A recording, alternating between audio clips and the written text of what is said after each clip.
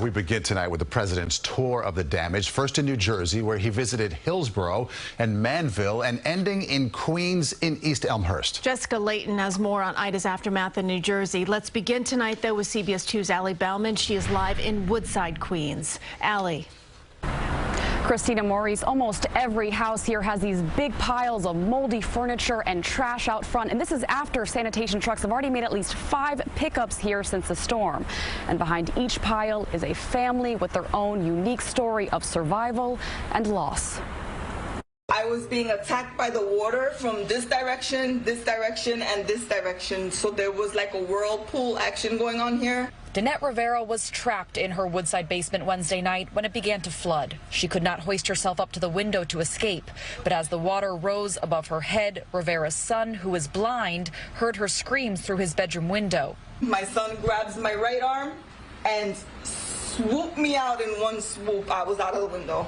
The bruises from wriggling through are a small price to pay for her life. Had my son not been home, I think this would have been a different story to tell. Around the block, Yvette Mayo is home from the hospital after being diagnosed with norovirus and E. coli. Saturday night, I started developing symptoms. She believes she got sick from the sewage water that flooded her basement. What I was doing is trying to salvage all the photographs from my albums, so I was taking them out of the albums and we were stringing them in our living room, and they were sort of dripping everywhere. And a lot of times I would, I didn't have gloves on, and I was crying and I was wiping my face, and I think and I did that from like 6 a.m. to like 11 p.m. straight. Even after that, she still cannot bring herself to toss the remaining mementos. I think I just need to sit here with it, give it time before I throw it out. And a third neighbor, Ahmed, is still sleeping on his wet mattress. It's all his family has left. The flood totaled his car, and since Ahmed works as an Uber driver, he's also out of a job. Right now, I don't know what I should do. Tuesday, President Biden toured the damage nearby in East Elmhurst. And I know these disasters aren't going to stop.